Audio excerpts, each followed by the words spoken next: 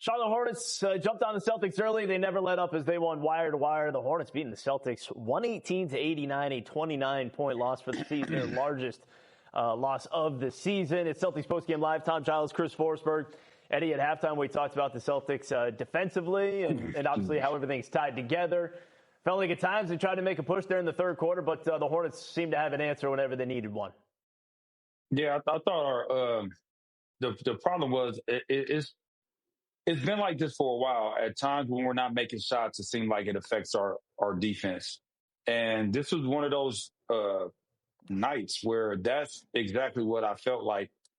The Charlotte Hornets got everything they wanted to get. They got great looks, open shots, late contests, layups, everything that you want to get that we should be getting, that you would think that the Celtics should be getting. And it just wasn't like that. And you would think that the Celtics was the team that came in at 5:30 in the morning, but this team had way more energy. They came out, and don't think that Charles Lee didn't have them motivated, because of course, if there's competitiveness, not only amongst the players between the lines, but coaches as well.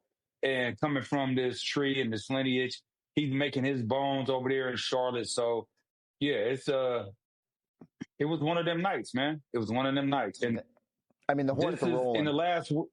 In the last week, this has happened twice to us, I want to say. Yeah, it's 2 straight Wednesdays. Yeah, it's ban Wednesdays. Look, the Celtics should have known. They were the ones who got into Milwaukee late and still found a way on the second night of a back-to-back to bring the energy. They should have known that the Hornets were going to be motivated.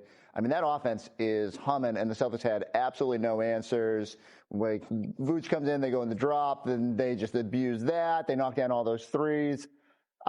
Just a really, really impressive performance with the different ways that the Hornets can beat you. Knippel, sorry, Scal, that's Rookie of the Year right now, the way he is playing out there. And just so much respect. You knew, I think Eddie nailed it, right? Like, Charles Lee was super motivated to play an old team, kind of knows how this works, even though it looks a little bit different. But, man, I don't know if it mattered, because the way that offense attacked Kobe White, LaMelo Ball, like, what didn't matter who was in control of the basketball, setting everybody else up. They're just a well-oiled machine. And Giles, the thing I come away thinking is, that's a team you might see. You know, like, they're right now at the 9-10 spot on the play-in, but they're probably gonna elevate. They're gonna be in that 7-8 matchup. You know, depending on how those games tip, this is a team that you could see in the 2-7. And that's like a little daunting the way they're playing. Now, I don't know if they'll be ready for the big playoff stage, and the Celtics we'll see with the 2 other matchups later in the year where they're ready. But man, shout out to the Hornets. The buzz is for real. Yeah, they play with a ton of energy, and you saw it defensively as well. You know, it was a team that I think watching around the league this season, Eddie, you would see them knocking down threes, and obviously they like to let those fly. But defensively, they also seem to give the Celtics some problems right from the jump. Yeah, they did. They were handsy, and I think that's kind of like the formula that everybody is trying to take, is to be handsy, to be physical with the Celtics, and that will give you an opportunity to win the game. So when you look at how they play, I just thought tonight we look like I said, we looked like the team that came in at 5:30 in the morning. We were a step slow on everything. Our spacing wasn't great. Our finishing at the rim wasn't great. And it wasn't like we weren't getting looks that we normally knock down. We were getting all the things that we wanted. We were getting shots at the rim like bunnies, and we were missing them. So what can you do on with that? You just say, hey, you know what? It's one of these games, and chalk it up to it and move on. And we'll take a look at some of those shots that they were just missing. They started 3 of 17. Do we have to? Yes, we do, Chris.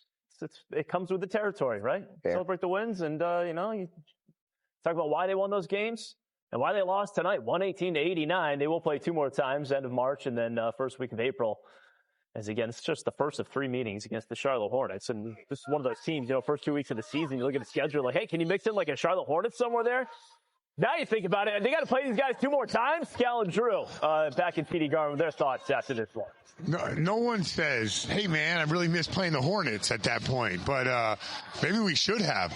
Very good basketball team. Yeah, they are super legit. And, Scott, you said it during the broadcast. I agree with you. I'm excited for the next time we see them because the Celtics will come out with some serious energy. You would hope so. And maybe they weren't ready. Maybe, they watch them on League Pass, but watch them in passing. They are so different when you see them live.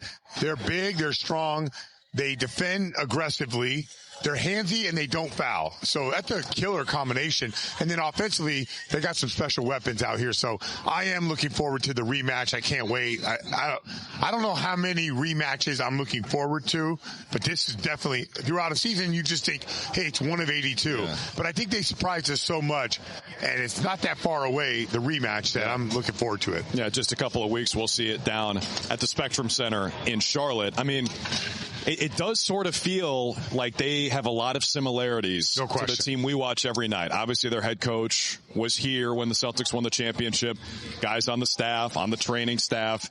And then it feels like they play a similar style where they play super hard and they try to limit opponent free throws, and they're a killer rebounding team. Yeah, so they probably fight the margins just as much. And I thought that stat was telling. I'm going to text it to one of their coaches. So they're out shooting their opponents 6 straight games with 5 more threes. They could do it again. They could break that record, or happened since 2006. And in a league where you're trying to make more threes and defend the three and defend the rim, they did an excellent job. So we got to be ready. Derrick White was excellent today. I thought he played at the tempo. But this is a good challenge because this is kind of what the playoffs are like. You're going to get punched in the mouth no matter who you play. Those things happen. It's how you respond. And I think a lot of guys are going to remember this game and moving forward in a couple weeks. So, Charlotte, I think that they're off as well the day before. We're off the day before. Should be a great game. Yeah, well, that's sort of long-term future. In terms of Friday, what do you expect from the Celtics? I expect them to bounce back for sure. Yeah. So it depends. You hear all these rumors and stuff like that about if Tatum's coming back, but we know Cooper Flag is going to be in the building. It's going to be a neutral site game sort of because they're going to be cheering for Cooper Flag, I'm assuming. So I think it'll be nothing like we've ever experienced before. Yeah, a lot of Nokomis high school jerseys will be in the stands here at TD Garden, and Scal's going to put Cooper through a 2-hour warm-up before the game, and he'll have him ready to go, and hopefully the Celtics can still handle him, Giles. That sounds like good content. We should get you mic'd up for that and get that pumping out. Yeah, that's good stuff. Be a lot of beeps when I work out elite players, man. Ask Eddie. When you work out the best players, man, there's a lot of beep, beep, beep, beep, beep, beep, beep, beep, beep, beep, beep, beep. And with that, gentlemen, thank you. We'll talk to you Friday. A lot of beeps from people watching this game tonight. 118. Beep, beep, beep, beep, beep. All right, we're going to take a quick break. We'll be back with more here on Celtics Post Game Live. Joe, obviously there's a lot you can chalk up to kind of like one of those nights with the shooting and all of that, but typically on a night like this, you guys can make up for some of it with offensive rebounding and turning the other team over. You did none of that in this game. What prevented you guys from doing that? I think we were 4 for 18 on missed layups in the first half, and I think they got a ton of transition opportunities off those, and then, you play against a team that is second in 3-point attempts and shoots it at a 40% clip. You have to be able to control the margins a little bit better, and I thought they did a better job of that.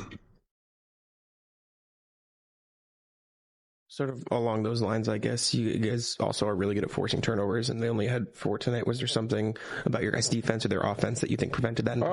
They do a good job screening. They do a good job with their ball handlers. I think their pick and roll spacing was good. Obviously, we had a couple 50-50 that we didn't come up with, but, I think the way that they shoot the ball, kept us out of our shifts a little bit. So, next time we play them, we'll just be better at that. Was there something about their defense that you think... I know a missed layup is just a missed layup, but what about their defense led to some of the inefficiencies tonight for you guys' offense? Yeah, listen, we went 4 for 18 from layups, so I don't really know what else to tell you. Thanks.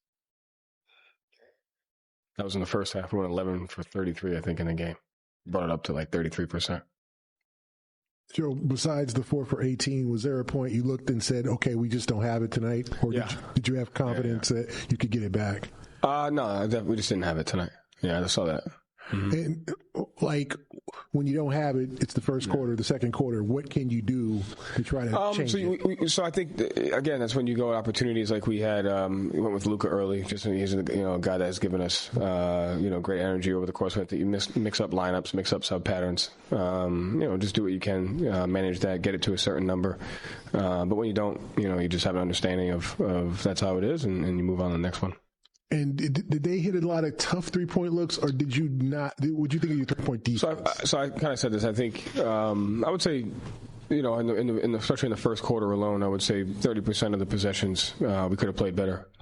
But 70% of those came off missed layups and poor offense, and they play really, they play at a certain pace, especially when you're missing, in 5-on-4. So I'd say 30% of the possessions we need to be better, and the rest, inefficient offense and missed layups, puts you in 5-on-4s at the other end. Joe, Nimi came out early in the first quarter. They were looking at his knee. Yeah. Do you know what happened on that? How is he? Oh, no, he's good. That's why he just came out, checked on it, and then he was good to go from there. Yeah. Last question, Noah. Joe, not to hammer home on the missed layups, but when you see that, how much of that is the wrong read? And is it to you, like, I know there were some that kind of rimmed out, but is that to you like the worst thing that can happen offensively is the wrong read being a missed layup? Live ball turnover, I think, is number one. We had a few of those, but it's not anything. It wasn't good or bad. Just is what it is. We didn't make them, and I think that was the tale of the first half. Is where they capitalized on our missed possessions and got out in transition. Because of that. So, and that's just execution. It's not like we chose to do that. I thought we made really good reads. I thought we played from a process standpoint relatively good offense. We didn't get the result that we wanted. I thought Charlotte took advantage of that on their offensive end, and I think their team defense is good as well. Thanks. Thank you. That was John Corrales asking you about Nimi Keita, who, by the way, played just 16 minutes. Joe Mazzulla saying there, though, that he is fine. Here's the Ford Tough play of the game. It's presented by Ford Trucks, the best-selling trucks for 49 years, built Ford Tough. And it is Moussa Diabate. Oh, hit his head on the rim. 9 points, 9 rebounds, 6 assists. Look where he took off from. He filled it up tonight. As again, the Charlotte Hornets roll. And Celtics, well, the New York Knicks also lost tonight. They lost at home to the Oklahoma City Thunder, so the Celtics remain number 2 in the Eastern Conference with a 1.5-game lead. Take a quick break. Back with more here, Celtic Postgame Live.